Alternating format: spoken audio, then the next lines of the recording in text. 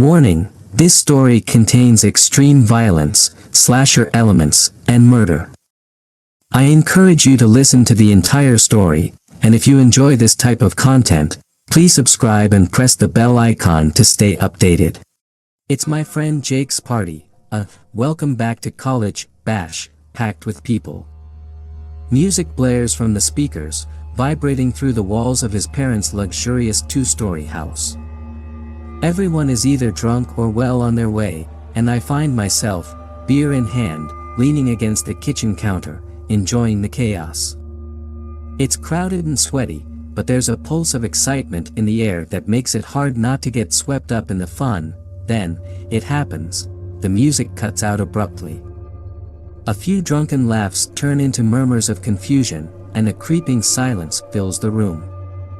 It's like a void, sucking out all the joy and replacing it with unease.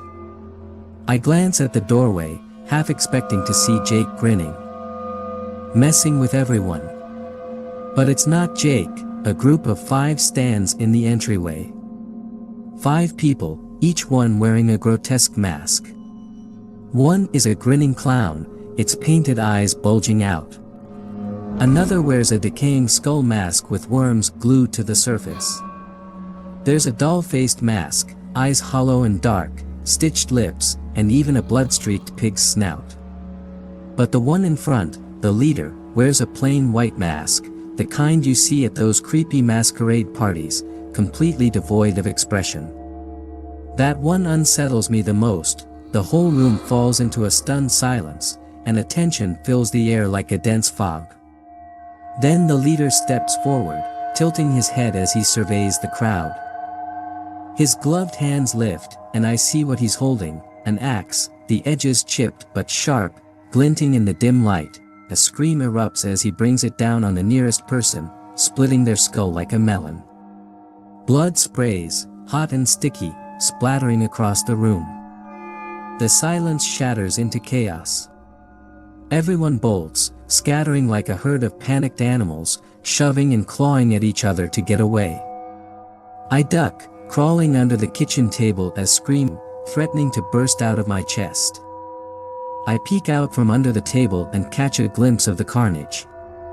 The killers move with a calculated grace, picking their targets as if playing a sadistic game. Each carries a different weapon, and each one seems to have their own sick style of violence. The one with the clown mask swings a sledgehammer. I watch, horrified, as he corners a girl near the stairs. She tries to scream, but he's quick, bashing the hammer into her knee. The crack of bone echoes through the room, a nauseating sound. She collapses, crying out in agony, and the clown just laughs, a deep, guttural noise. He raises the hammer again, this time bringing it down on her skull.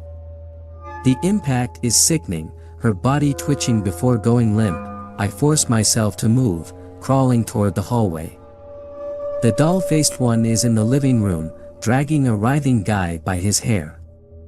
She pulls him toward a coffee table, slamming his face against the edge until his nose shatters, blood pouring down in thick rivulets.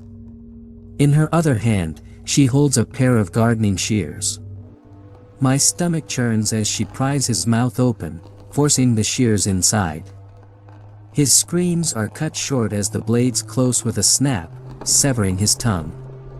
He gurgles, blood pooling in his mouth, choking on his own mutilation. I turn away, bile rising in my throat. Keep moving. I have to get out. I stumble to my feet, hugging the wall as I inch toward the back door. There's a faint hope that if I can just get outside, I might stand a chance. But then, I hear a soft clinking noise behind me.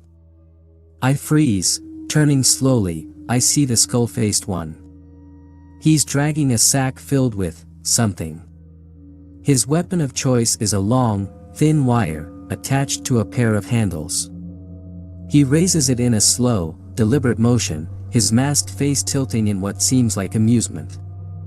I bolt, run frustration. I feel the wires slip around my neck. He yanks back with a force that sends me crashing to the floor. I gasp, clawing at the wire, but it tightens, biting into my skin. Black spots dance in my vision, the world closing in around me. Then, suddenly, it loosens. I collapse, coughing and retching, the burn around my throat scorching. I glance up, and he's gone. They're toying with us. They don't want this to end quickly, they want to prolong the suffering. It's a game to them. The house has become a maze of horror, bodies strewn across the floor, walls slick with blood. In the distance, I hear the sounds of more screams, the crack of bones. The wet thud of flesh meeting metal. I force myself to crawl into a nearby closet, pulling the door shut, trying to silence my ragged breaths. Time drags on, each second stretching into an eternity. The screams fade, replaced by a chilling quiet. It's too quiet. Then, the soft creak of floorboards outside the closet door. I press a hand over my mouth, willing myself not to make a sound. The door rips open. I'm staring into the mask of the leader, his head tilting ever so slightly. In his hands, he holds a knife, long and thin. He raises it, and I see my own wide-eyed reflection in the polished steel. "No, please," I stammer, my voice barely a whisper. He crouches, the knife's tip tracing along my cheek.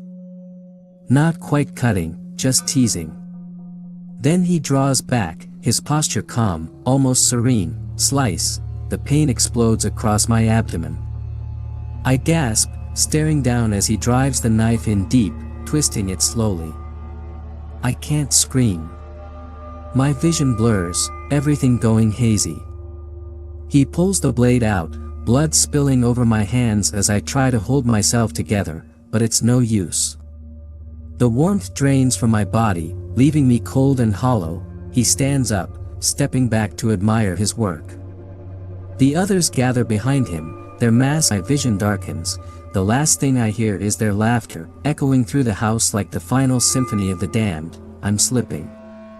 The darkness is creeping in around the edges of my vision. My hands press against the gaping wound in my stomach, hot blood spilling through my fingers, sticky and warm. I'm going to die here, I know it. But some part of me isn't ready to give in. Not yet. The masked figures start to turn away, satisfied with their work. I lie perfectly still, barely breathing, pretending to be already gone. They're taunting the other survivors now, dragging them out of hiding places. Pulling them by their hair, throwing them to the floor. There are still a few left, cowering in various corners of the house. I can hear their sobs, their desperate pleas for mercy, but the killers only laugh. It's sickening. It makes my blood boil even as my body weakens. I force myself to stay conscious. I don't know how much time passes. It could be minutes, or hours. My head is swimming in a fog of pain. I just focus on the sound of their footsteps, the swish of their clothes as they move around, on anything that will keep me anchored to reality. The killers seem to have moved on, leaving me behind in this small, bloody closet. I wait, forcing slow, shallow breaths to mimic the stillness of death. My heart pounds loudly in my ears. The house is filled with a terrible silence now, punctuated only by the occasional muffled whimper from somewhere in the distance. They're getting creative with the survivors. I hear the faint, agonizing grind of metal against bone, a soft, wet squelch followed by a gurgling cry. They're taking their time, savoring each moment. Finally, I hear footsteps approaching. I freeze, eyes wide. The door creaks open again, and I'm staring up into the hollow eyes of the clown-faced killer. His head tilts, as he bends down, grabbing a fistful of my hair, yanking me to my feet. I bite back a scream as the pain from my stomach roars through my body. He hauls me upright, his grip cruel and unrelenting. With a flick of his wrist, he shoves me forward, and I stumble out of the closet, falling to my knees on the blood-soaked floor. Still alive? His voice is garbled, distorted through the mask. You must be a fighter. I glare up at him, teeth bared. I have nothing left to lose.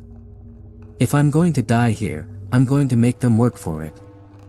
He laughs at my defiance, a deep, guttural sound that chills me to the bone. Let's see how long you last. He drags me across the room, past the bodies of my friends, past their torn and mangled forms. My eyes flicker over them. Jake, with his throat slashed open, eyes glassy and lifeless. Amanda, strung up by her wrists, body swaying slightly, a mass of bloody cuts and bruises. Rage and horror swell inside me, but I can barely keep my feet under me as he forces me into the living room. The rest of the killers are there, standing in a circle around one of the survivors. It's Jamie, her face a mask of terror, her body trembling as the leader, the one in the plain white mask, holds her down on the coffee table. The doll-faced one stands beside him, clutching a rusted hacksaw. No. Please.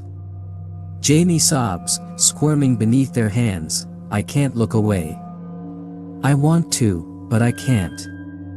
The leader nods, and the doll-faced one moves forward, placing the teeth of the saw against Jamie's outstretched arm. There's a brief pause, a heartbeat of silence as Jamie's eyes widen in horror, then, they begin. The saw bites into her flesh, a screeching grind of metal against bone. Jamie screams, a sound that rips through the air, chilling my blood. I retch, bile rising in my throat, but I force myself to watch. I need to. The leader turns to me, tilting his head in that unsettling way. He seems to be measuring me, gauging how much fight I have left. I hold his gaze, refusing to back down. If they think they've broken me, they're wrong. He gestures to the clown-faced one, who tosses me onto the floor near the center of their circle. I land hard, gasping as pain flares through my abdomen. Blood seeps through my shirt, pooling around me in a dark stain. The leader crouches down beside me, knife in hand, its edge still slick with my blood. Get up, he says, his voice calm, almost gentle. We're not done with you yet. I force myself onto my knees, swaying slightly. My head is spinning, my vision blurry, but I manage to meet his gaze. Go to hell, I choke out, spitting a mouthful of blood onto his mask. He chuckles softly, wiping his mask with gloved fingers. Feisty. He looks at the others, his eyes gleaming. I like this one. The pig-snout killer steps forward, holding what looks like a blowtorch. My heart stops. He ignites it with a flick of his wrist, the flame roaring to life, casting an eerie glow across the room. They're going to burn me alive. A wave of sheer panic washes over me, my body screaming to run, to fight, to do something. I look around wildly, my mind racing. There, on the floor, just a few feet away. It's a shard of glass from a broken bottle, glinting in the flickering light. It's small, but it's sharp. I lurch forward, grabbing it in one desperate motion. The pig-snout killer moves to grab me, but I twist, slashing out with the glass. It slices through the air, catching his arm. He recoils, a grunt of pain escaping him. It's chaos. The other killers move toward me, but I scramble to my feet, swaying unsteadily. I clutch the glass in my hand, my knuckles white. The leader watches, seemingly amused. You think you can fight us? He asks, voice swinging the glass toward his face. He sidesteps easily, catching my wrist in a vice-like grip. The clown-faced one steps forward, raising his hammer, but I kick out wildly, catching him in the knee. He stumbles, cursing. The leader tightens his grip, twisting my arm behind my back. Pain shoots through me, but I grit my teeth. I'm not giving them the satisfaction of hearing me scream. Not yet. I thrust my head back, slamming it into the leader's face. He grunts, his grip loosening just enough for me to wrench free. I stumble forward, the room spinning around me. I know I won't last much longer. My vision is fading, my strength draining away with every heartbeat. But if I can take just one of them with me, the clown-faced killer charges, sledgehammer raised high. I drop to my knees, thrusting the shard of glass upward with every ounce of strength I have left. It catches him under the jaw, driving deep. His eyes go wide, a strangled gurgle escaping him as he collapses, twitching on the floor. I fall back, gasping for breath. The others close in around me, their eyes blazing with fury. The leader steps forward, raising his knife high. I close my eyes, bracing for the end. But just as the blade comes down, there's a crash from the front door, a shout, the blinding lights flood the room, slicing through the darkness like the arrival of an avenging force. The killers scatter, diving for cover as the shouts of officers pierce the air. Police! Drop your weapons, my heart hammers in my chest, not from relief, but from sheer terror. The killers aren't the type to surrender. I know it. They thrive in the chaos, feed off it, and with the police storming in, it's going to get a whole lot bloodier. The leader spins around, knife still in hand. He hesitates for just a heartbeat, his masked face turning toward me. I'm lying on the floor, blood pooling around me, a thin, waiting for his next move. The police officers push into the room, guns drawn, scanning the scene with wide eyes. One of them spots me and shouts, "We've got a survivor here." His partner moves forward cautiously, eyes darting from me to the masked killers scattered around the room, hands up. Everyone, hands up. The leader of the killers stands tall, his eyes gleaming from behind the plain white mask. His knife hangs at his side, glistening with the blood of countless victims. He looks at the police officers like they're nothing more than an interruption to his game. With a slow, deliberate motion, he raises his hands halfway, just enough to mock compliance. The pig-snout killer moves too quickly for the officers to react. With a guttural roar, he swings his blowtorch toward the nearest cop. There's a hiss as the flame erupts, catching the officer's sleeve. He screams, batting at the flames as he stumbles backward, his partner firing a shot into the air. I push myself further back, hands scrabbling on the slick floor. The police shout orders, their voices blending into a frenzy of chaos, but it's useless. The killers aren't listening. They're hunters in a blood-soaked jungle, and the hunt isn't over until they say it is. The clown-masked killer lurches forward, sledgehammer in hand, charging at another officer. The officer shoots, the sound a deafening crack that makes my ears ring. The bullet slams into the clown's shoulder, spinning him sideways, but he doesn't go down.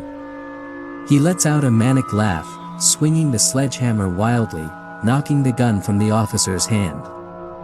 I glance around, desperate. My vision blurs and refocuses, wavering as I struggle to keep consciousness. The shard of glass lies on the floor beside me, coated in blood. I grip it tightly, the edges digging into my palm. I'm not going down to move. I crawl backward, keeping my eyes on him, waiting for his next move. The police officers push into the room, guns drawn, scanning the scene with wide eyes. One of them spots me and shouts, "We've got a survivor here." His partner moves forward cautiously, eyes darting from me to the masked killers scattered around the room, hands up. Everyone, hands up. The leader of the killers stands tall, his eyes gleaming from behind the plain white mask. His knife hangs at his side, glistening with the blood of countless victims. He looks at the police officers like they're nothing more than an interruption to his game. With a slow, deliberate motion, he raises his hands halfway, just enough to mock compliance. The pig-snout killer moves too quickly for the officers to react. With a guttural roar, he swings his blowtorch toward the nearest cop. There's a hiss as the flame erupts, catching the officer's sleeve. He screams, Batting at the flames as he stumbles backward, his partner firing a shot into the air, I push myself further back, hands scrabbling on the slick floor. The police shout orders, their voices blending into a frenzy of chaos, but it's useless. The killers aren't listening. They're hunters in a blood-soaked jungle, and the hunt isn't over until they say it is. The clown-masked killer lurches forward, sledgehammer in hand, charging at another officer. The officer shoots, the sound a deafening crack that makes my ears ring. The bullet slams into the clown's shoulder, spinning him sideways, but he doesn't go down. He lets out a manic laugh, swinging the sledgehammer wildly, knocking the gun from the officer's hand. I glance around, desperate. My vision blurs and refocuses, wavering as I struggle to keep consciousness.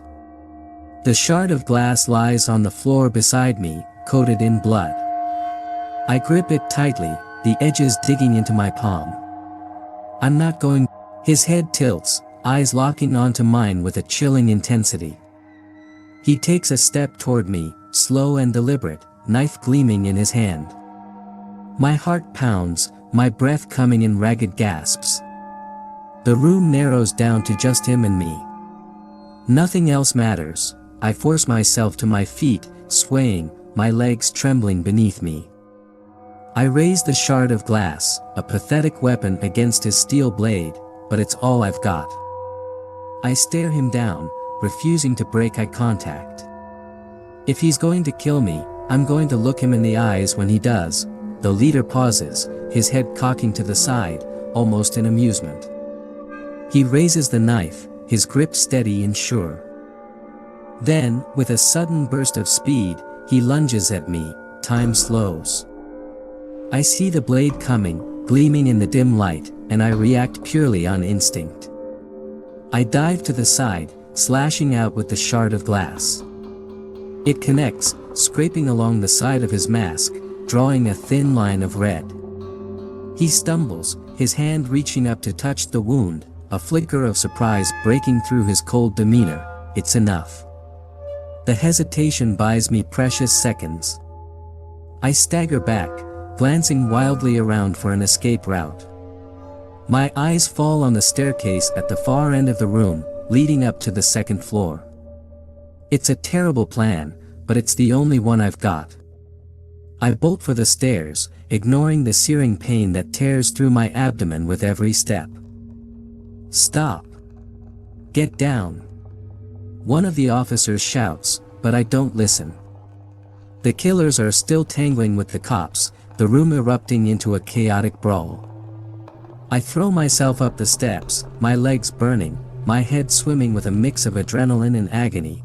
I reach the top, gasping for breath. The hallway stretches out before me, lined with closed doors. I pick one at random and crash through it, slamming it shut behind me. I lock it, my hands shaking uncontrollably. What now? Where can I go from here? I glance around, searching for anything I can use to defend myself. A chair, a lamp, anything. Footsteps. Heavy, deliberate. They're coming up the stairs. My heart skips a beat, dread pooling in my stomach.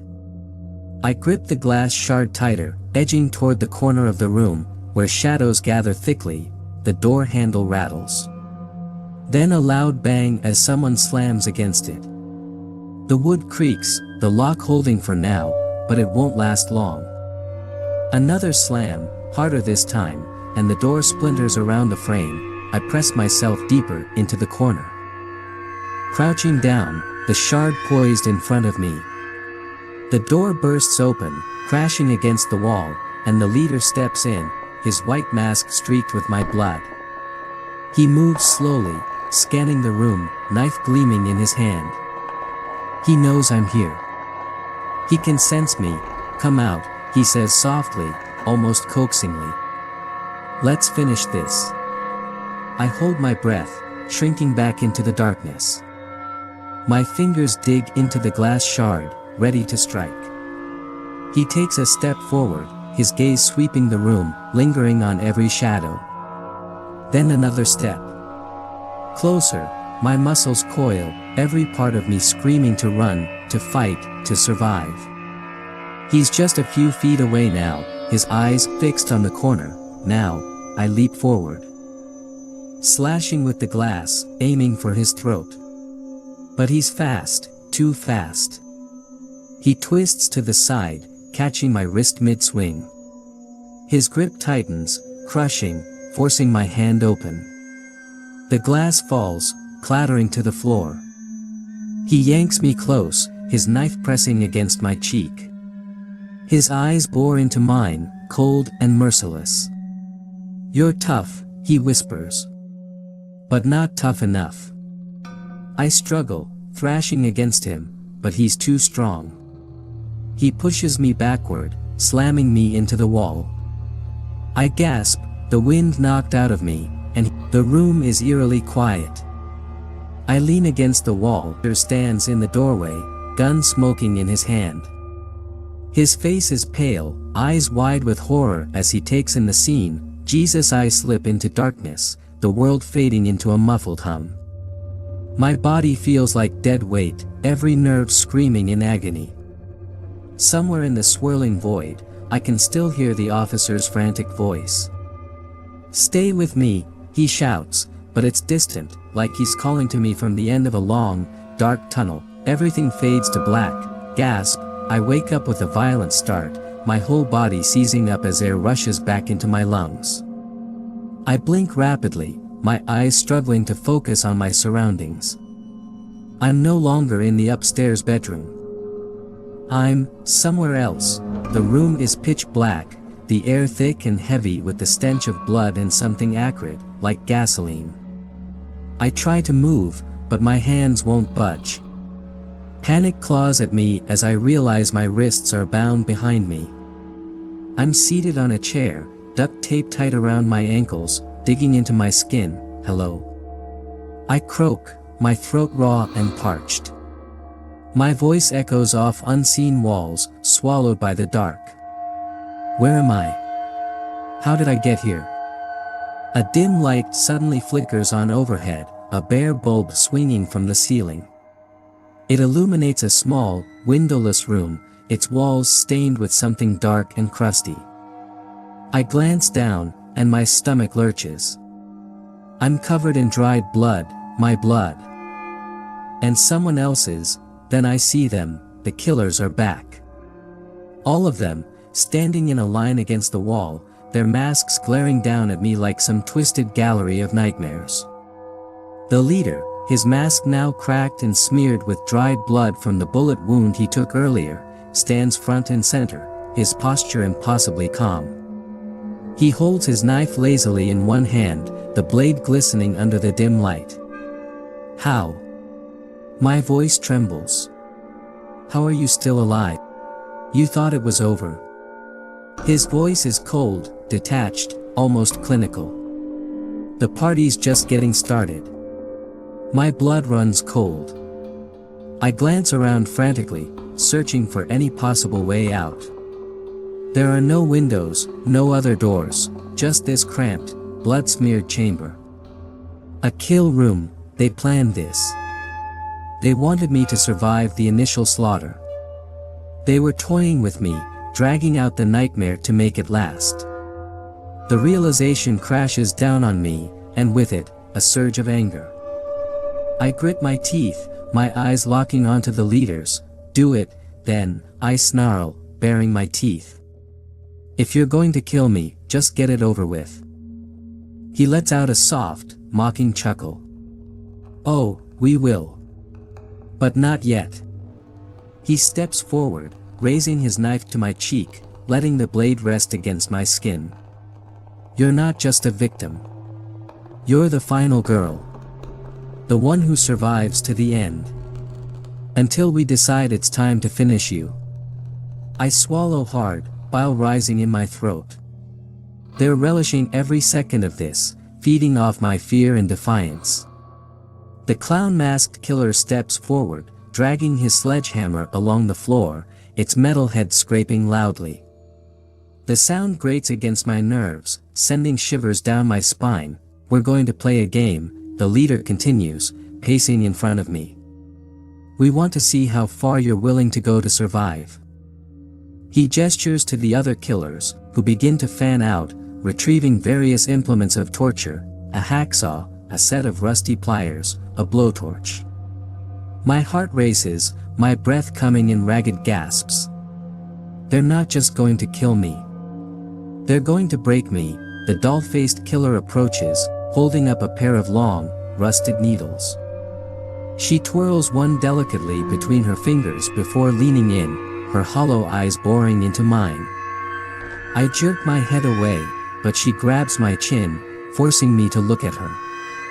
She raises the needle, pressing it against my chin. This is your chance to beg. Beg us to stop. Beg us for mercy. His voice is smooth, almost hypnotic. But we both know it's pointless, don't we? The needle pierces my cheek, the pain exploding through my face. I thrash against the restraints, a scream tearing from my throat. The killers laugh, a chorus of inhuman sounds that fills the room, suffocating me. No. I scream, my voice hoarse and raw. You won't break me. The clown-masked one cocks his head, seemingly intrigued by my outburst. He raises his sledgehammer, bringing it down hard on the floor just inches from my foot. The impact rattles through the room, reverberating in my bones. I bite down on my lip, the metallic taste of blood filling my mouth. I won't give them what they want. I won't scream, won't beg. I won't. Time for the next round, the leader announces, stepping back. He turns to the others, gesturing with his knife. Show her the lengths we'll go to for a good time. The pig-snout killer steps forward, blowtorch in hand. He ignites it with a flourish, the blue flame casting eerie shadows across the walls. My heart pounds furiously as he approaches, the heat searing my skin even from a distance. I squeeze my eyes shut, bracing for the agony to come. But then, a distant noise, banging, crashing, breaks through the haze of fear. My eyes snap open, and the killers all freeze, turning their heads toward the door. The sound grows louder, more frantic. It's followed by shouting, a cacophony of voices. My mind reels. More cops. Rescue. I don't dare hope, but a spark of something like hope, ignites within me. The leader straightens, his posture tense. Stay here, he orders the others before striding to the door. He opens it cautiously, peering out into the darkness beyond. The shouting intensifies, echoing through the narrow corridors, and then, left. My foot connects with his mask, cracking it down the middle. He staggers back, howling in rage, clutching his face. Another gunshot rings out, closer this time. The killers hesitate, exchanging glances. They're losing control. And in their hesitation, I see my opening. I wriggle my wrists, feeling the tape loosen slightly. My skin burns as I twist and yank, finally wrenching my right hand free. I grab the shard of glass still on the floor beside me and slash at the bindings on my ankles. The door bursts open. 2 officers storm in, guns drawn, eyes wild with adrenaline. They see me on the floor, bloodied and fighting to free myself. One of them shouts, "Get down." As he opens fire on the masked figures, I roll to the side, adrenaline coursing through my veins, and the bullets fly past, striking the killers. The leader snarls, diving behind the table for cover, while the others scramble in panic. I scramble to my feet, still clutching the shard of glass. The room explodes into violence, gunshots, screams, the clatter of furniture as the killers fight back. But in the chaos, I see my moment. The leader locks eyes with me, his expression one of pure rage. He charges forward, knife raised, but I don't back down. I grip the glass tighter, lunging at him with a scream that rips from my soul.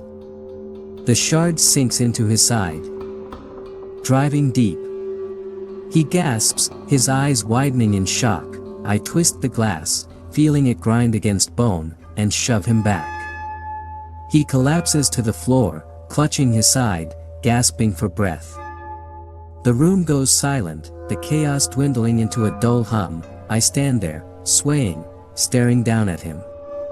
The officers rush past me, tackling the remaining killers, shouting commands that blur into meaningless noise. The leader looks up at me, his mask cracked, blood seeping through the split. He laughs, a soft gurt of glass. My legs give out, and I fall to my knees, my body trembling uncontrollably. The officers surround me, one of them grabbing my shoulder, shaking me gently. Hey, it's okay. You're safe now. But his words don't register. I can't shake the feeling that this isn't over, that somewhere, somehow, the nightmare will continue. The room spins as I fight to stay conscious, my legs buckling beneath me. Blood drips from my hands, staining the floor beneath me. The officer grips my shoulder, his words echoing in my ears. You're safe now. He might believe it, but deep down, I know better. I glance around the room. The killers are down, their masks cracked and bodies sprawled across the floor. The leader lies at my feet, his chest heaving with shallow breaths. Blood pours from the wound I inflicted, pooling around him. Yet, even now, there's something in his eyes, a gleam of satisfaction, of triumph, like this was all just part of the plan. My mind races. The adrenaline has dulled the pain, but it hasn't erased the memories. Every scream, every ounce of agony I endured is seared into my brain. They wanted this. They wanted me to fight, to survive, so they could watch me crawl through the blood-soaked hell they created. The leader coughs, a sickening, wet sound that snaps me out of my thoughts. His gaze locks onto mine, and even through his broken mask, I see it, that twisted, mocking smile. He opens his mouth, struggling to form words. I lean closer, despite every fiber of my being screaming to stay away. His voice is barely a whisper, but I hear it as clear as a bell. We'll be back, and you'll be waiting for us. The chill runs down my spine. My heart hammers in my chest, and for a second, I want to scream, to demand what he means. But then, he laughs. Room above, behind the shattered glass, a shadow shifts. My breath catches in my throat. A face emerges, a white mask, cracked and stained with blood, peering down at me. My heart skips a beat, my stomach turning to ice. I blink, and it's gone. No, I whisper, stumbling back. No, it's not possible. The paramedics grab me, their voices now urgent, trying to calm me down. I twist in their grip, my eyes fixed on that window, on the darkness where I know I saw it. The leader. Watching. Waiting, I'm pulled into the ambulance, the doors slamming shut. The paramedic's words blur as he checks my wounds, straps me to a gurney, and shines a light into my eyes. I want to scream, to tell them what I saw, but my voice refuses to work. I lie there, my chest heaving with ragged breaths, my mind spinning. As the ambulance starts to move, I close my eyes, trying to block out the images, the fear. But in the darkness behind my eyelids, the faces reappear, the masks, the laughter, the blood. I hear his voice again, echoing in my mind, we'll be back. And you'll be waiting for us. I open my eyes, staring up at the ceiling of the ambulance, feeling a cold sweat trickle down my neck. The paramedic leans over me, murmuring something reassuring, but I barely register it. Outside, the city blurs past, drenched in the flashing lights of emergency vehicles. We'll be back, a cold certainty settles in my gut. They aren't finished with me. I survived their game this time, but it wasn't an escape, it was an initiation. The first of many nights to come. I know it. Deep down, I feel the darkness seeping into my bones, whispering to me. The ambulance slows, and the paramedic squeezes my shoulder. "You're going to be okay," he says with that same empty reassurance. I turn my head slowly, looking at him, then past him to the window. My reflection stares back at me, pale, blood-smeared. I made it out of the slaughterhouse. But I know, deep in the pit of my soul, that this isn't over, this is just the beginning. And somewhere out there, in the dark corners of the city, they're waiting. Planning, and I'll be ready for them. I feel the smallest, strangest twist of a smile on my lips. My hands clench into fists, ignoring the pain, the bandages wrapped around them, because when they come back for me, and they will, I'll be ready to make them regret it. The ambulance drives on into the night, and I stare into the darkness, my heart pounding with a mixture of fear and a grim, newfound resolve. This party may be over, but the real slaughter has only just begun, and this time, it's going to be my party.